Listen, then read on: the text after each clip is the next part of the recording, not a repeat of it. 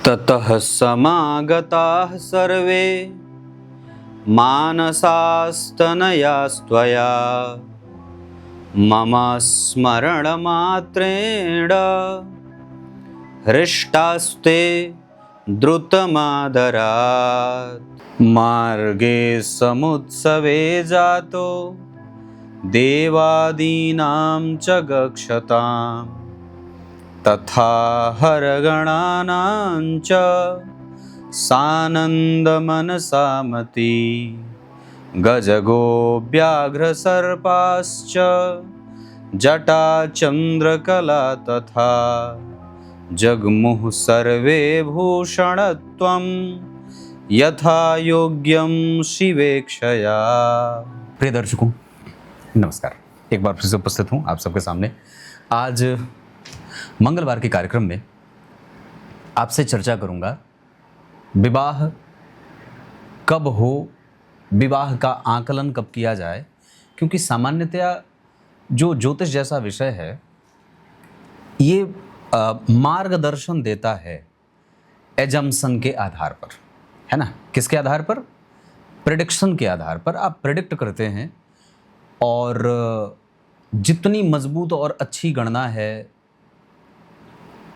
इसमें तर्क काम नहीं करता, इसमें गणना काम करती है, इसमें गणित काम करता है कि आप कितना बेहतरीन आकलन कर पाते हैं कि हाँ, ये दशा जो जातक के ऊपर से गुजरेगी तो विवाह करा देगी। मेरे पास जब बहुत सारा, जैसे जब मैं प्रतिदिन कुंडलियाँ देखता हूँ तो उसमें बहुत सारा विषय आने लगता है। जैसे कभी कभी क्या होगा ना कि एक ही तरीके का विषय आने लगता, एक ही तरीके के लोगों की प्रश्न आने लगते हैं, विवाह कब होगा। अभी मैं 2-3 दिन से लगातार देख रहा हूँ कि लगातार इस तरीके के प्रश्न बहुत आ रहे हैं, पंडित जी विवाह कब होगा। कई बार ऐसा होता है जैसे मैं लाइव आता हूँ तो लाइव वाले में ज़्यादातर प्रश्न करियर के और विवाह के रहते हैं। लोग मिलने आते हैं जो मिलने आते हैं उन लोगों में मैंने बात देखी, उनके प्रश्न करियर को लेकर के नहीं होते कि पंडित जी करियर क्या होगा, क्या करूं। वो एस्टेब्लिश होते हैं, वो कुछ ना कुछ कर रहे होते हैं, बस वो मार्गदर्शन लेने आते हैं कि अब कैसे क्या आगे करना है, ये दशा कैसे बीतेगी या ऐसा, मतलब उनके पास कुछ ना कुछ करने को होता है। पर जो फ़ोन पर बात करते हैं उनमें से अधिकांश लोग करियर किस दिशा में ले जाया जाए, क्या किया जाए, अर्थात वो बेरोजगार ज़्यादा होते हैं। विवाह कब होगा, विवाह टूट रहा है, इस तरीके के प्रश्न ज़्यादा आते हैं। तो मुझे जो मैं कुंडलियाँ फ़ोन पर देखता हूँ उससे मुझे विषय चयन करने में बड़ी आसानी, सरल हो जाती है मेरे लिए ये बात कि विषय किस विषय पर वीडियो बनाया जाए।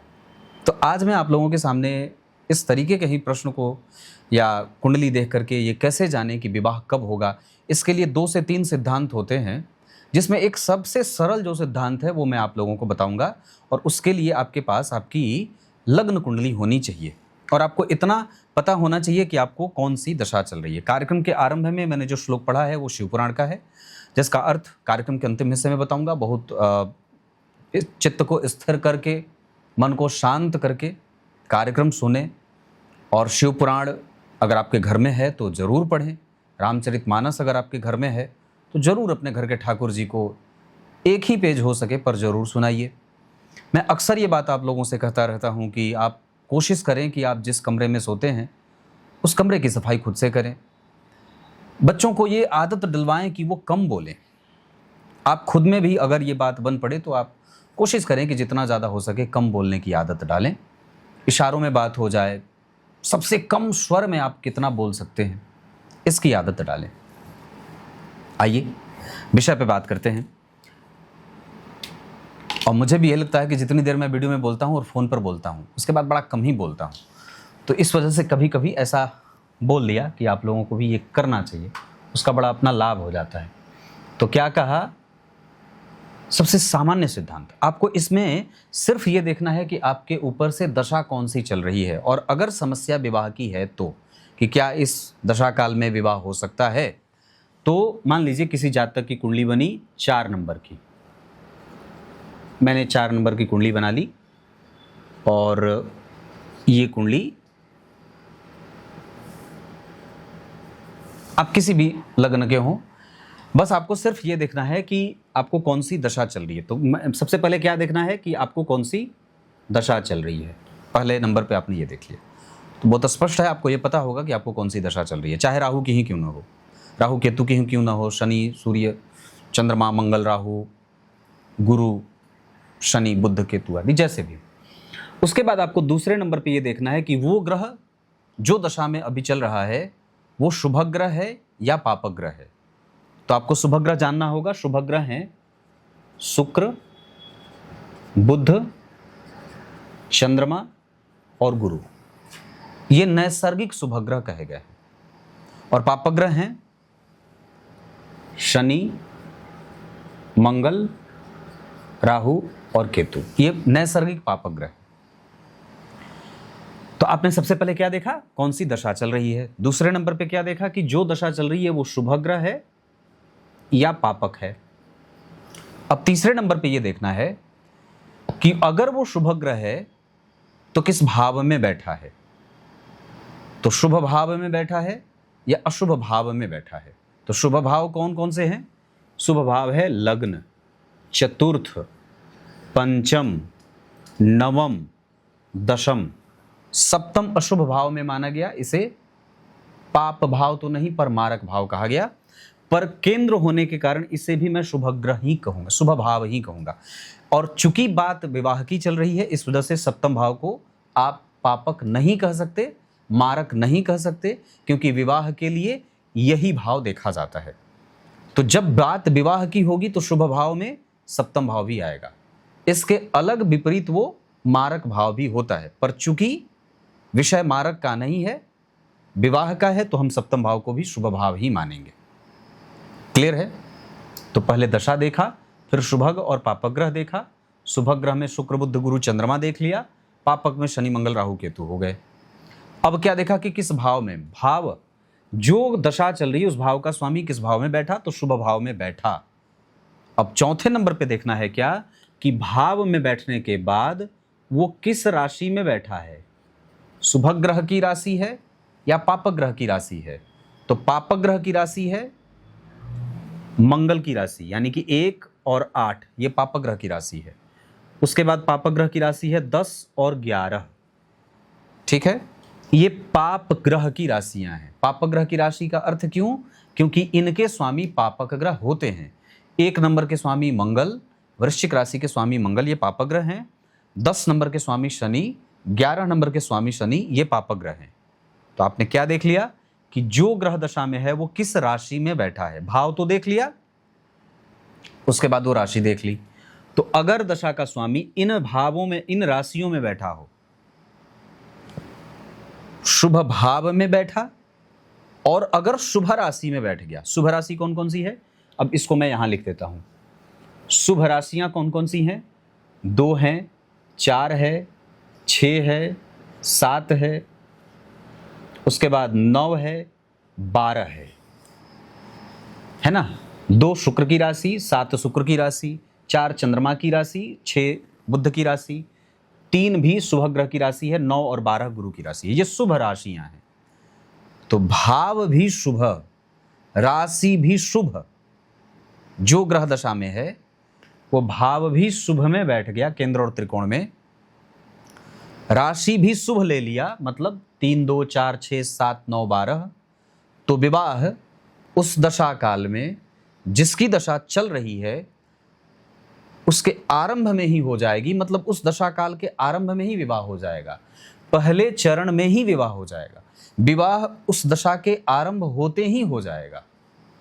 अगर गुरु की दशा चल रही है तो गुरु की दशा के पहले ही, मतलब गुरु की दशा जैसे अगर 14 साल की है तो उसमें आप आरंभ में ही 2, 4, 5 साल में भी 5 साल तक विवाह हो जाएगा।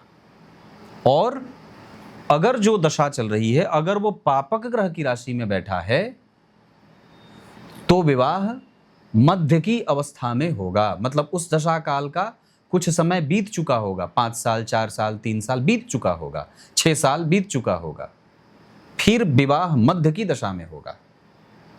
और क्या लिखा कि अगर इसके अतिरिक्त दशा का स्वामी जो ग्रह दशा में एक्टिव है वो अगर न तो केंद्र में बैठा न तो त्रिकोण में बैठा, पापक ग्रह की राशि में उल्टा बैठ गया, तीसरे, छठे, 8वें, 12वें बैठ गया, एकादश में बैठ गया, दूसरे बैठ गया, तो विवाह उस दशा काल के अंतिम में होगा। अब एक बात यहां प्रश्न ये उठता है कि मान लीजिए किसी जातक की कुंडली में तीसरा वाला कंडीशन लागू होता हो और जातक अगर 22 साल का विवाह की अवस्था हो गई है, तो क्या वो दशा के बीतने के अंतिम चरण की बात याद करेगा या अंतिम समय में उसका विवाह होगा? तब तक तो उसको 40 साल की दशा लग जाएगी। तब इसके ही परिहार में अब सिद्धांतकार क्या लिखते हैं कि पहले आपने ये सिद्धांत देख लिया, क्या देख लिया कि जो ग्रह की दशा है वो शुभग्रह है या पापक ग्रह है, वो किस राशि में बैठा है, शुभग राशि में या पापक राशि में, केंद्र में बैठा या त्रिकोण में, मतलब शुभ भाव में बैठा या अशुभ भाव में। अगर शुभ भाव शुभ राशि में बैठा है तो आरंभ में ही विवाह होगा।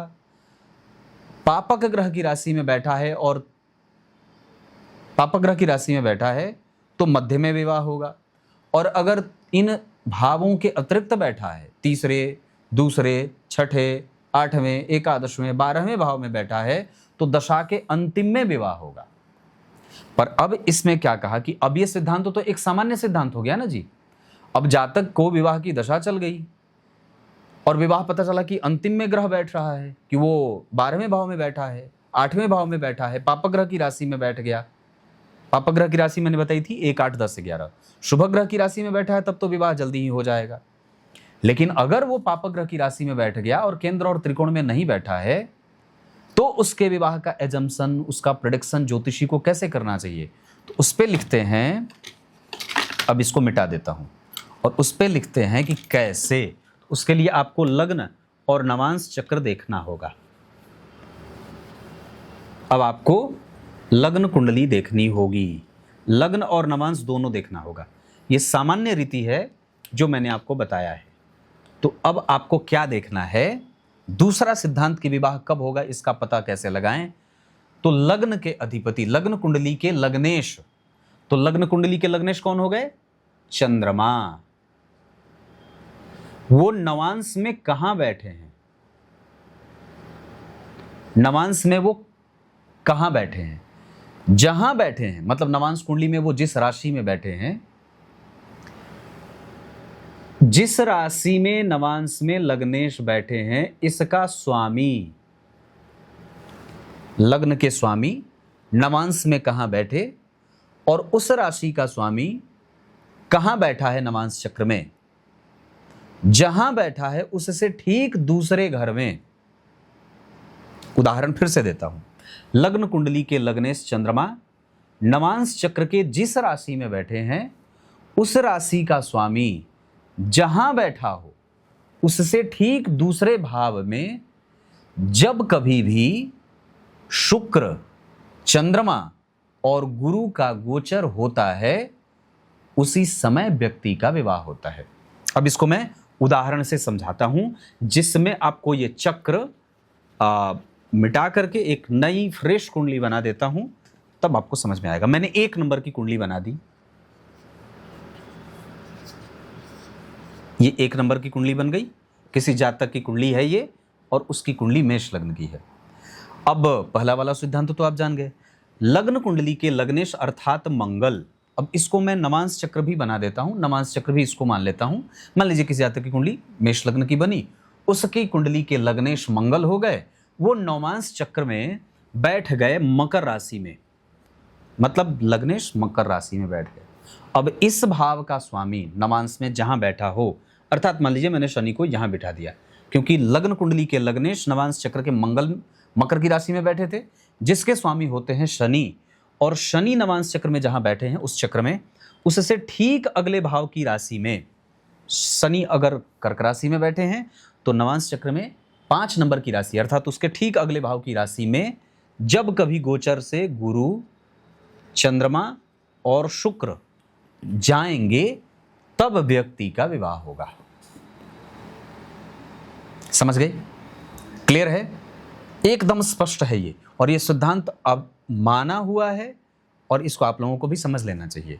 एक बार फिर से, लग्न कुंडली का लग्नेश नवांश में जिस राशि में बैठा उसका स्वामी जहां बैठा उससे दूसरे घर में जब कभी भी गुरु, चंद्रमा और शुक्र गोचर में जाएंगे तो विवाह होगा। फिर से बता देता हूं, लग्नेश नवांश में जिस राशि में बैठे हैं उस राशि का स्वामी नवांश के जिस राशि में बैठा हो उसके ठीक अगले भाव, दूसरा भाव मतलब जहां बैठे उसके ठीक अगले भाव में जिस तरीके से गुरु, चंद्र और शुक्र उस राशि में गोचर करेंगे, मतलब जब सिंह राशि में गुरु, चंद्रमा और शुक्र गोचर करेंगे तो उस समय व्यक्ति का विवाह होगा, चाहे वो जातक हो या जातिका। स्पष्ट है, कोई कंफ्यूजन नहीं होनी चाहिए। आपको पहले क्या देखना है, पहला सिद्धांत क्या था, मैंने बताया था कि जन्म कुंडली में जिस ग्रह की दशा है वो शुभ भाव में अर्थात लग्न, चतुर्थ, सप्तम, दशम, पंचम और नवम इन भावों में बैठा, शुभ राशि में बैठा तो तुरंत विवाह हो जाए। अशुभ राशि में बैठा यानी कि मंगल और शनि की राशि में बैठा तो मध्य में विवाह हो, और अगर केंद्र और त्रिकोण में नहीं बैठा, पापक ग्रह की राशि में बैठ गया, दूसरे, तीसरे, छठे, आठवें, एकादशवें और 12वें भाव में बैठ गया तो अंतिम में विवाह होगा। आपको लंबा इंतजार करना पड़ सकता है। और दूसरा तो ये मैंने बताया ही, लग्न कुंडली के लग्नेश नवांश में जिस राशि में बैठे हैं उस राशि का स्वामी नवांश में जहां बैठा है उससे ठीक दूसरे भाव से जब शुक्र, चंद्रमा और गुरु का गोचर होता है, जिस महीने में होगा या जितने दिन तक होगा उतने दिन तक वो विवाह की समुचित व्यवस्था करते हैं, विवाह की बात चला देते हैं। कोई कंफ्यूजन नहीं है। कुछ इसी तरीके से आज के इस कार्यक्रम का समापन करते हैं। कार्यक्रम के आरंभ में मैंने जो श्लोक पढ़ा था उसका अर्थ लिखते हैं, ब्रह्मा, विष्णु आदि सभी देवता और ऋषियों के साथ मार्ग में चलते हुए शिव जी बड़े निराले और सुंदर लग रहे थे, बहुत शोभायमान हो रहे थे। फिर क्या कहा कि देवता, मुनि, गंधर्व, यक्ष, किन्नर, नाग, सर्प, बिच्छू, चंद्रमा जितने भी थे ये सब भगवान के आभूषण बन गए। क्या लिखा कि गज गोव्याघ्र सर्पाश्च जटा चंद्र कला तथा जटा, और क्या लिखा, जगमुह सर्वे भूषणत्वम, सब आभूषण बन गए। किसके? यथा योग्यम शिवेक्षया, क्योंकि इनको विवाह में कोई आमंत्रित तो करता नहीं है। अब नाग, सर्प, किन्नर को कौन आमंत्रित करेगा? बिच्छू को, छिपकली को कौन आमंत्रित करेगा? तो भगवान ने कहा चलो किसी के विवाह में तुम्हारा जाना नहीं होता है, हमारे विवाह में तुम सब बाराती बनोगे। तो सबको भगवान ने बाराती बनाया और दक्ष प्रजापति के यहाँ चले। आगे आप लोगों को कथा सुनने को मिली थी, दक्ष प्रजापति के यहाँ विवाह हुआ, पर भगवान को ऐसी लीला रचनी थी कि दक्ष प्रजापति को बाद में अभिमान हो जाता है। वो कहते हैं कि ये शिव जो है वो बड़े अजीब अजीब वस्त्र धारण करने वाले हैं, इनके संगी साथी कोई नहीं है, ये सदैव भस्म रमाए रहते हैं और नाग सर्पों के बीच में ये रमण करते रहते हैं। इस ऐसे किसी भी देवता के साथ मेरी सुंदर बिटिया का विवाह नहीं होना चाहिए था। मैं तो इसका परित्याग कर दूंगा, कुछ ऐसा करता हूं कि इसका अपमान ही हो जाए। इसी अपमान को बाद में ऐसा अपमान करने के लिए दक्ष प्रजापति यज्ञ का आयोजन करते हैं, सभी को बुलाते हैं, सबको बुलाते हैं, पर भोले बाबा को नहीं बुलाते, जिससे सती को ये बर्दाश्त नहीं होता है, देवी मैया को ये बर्दाश्त नहीं होता है। उसी यज्ञ की अग्नि में योग माया से, योगाग्नि में अपने शरीर को जलाकर राख करती है। आगे आएगी कथा, तब तक के लिए बहुत बहुत नमस्कार।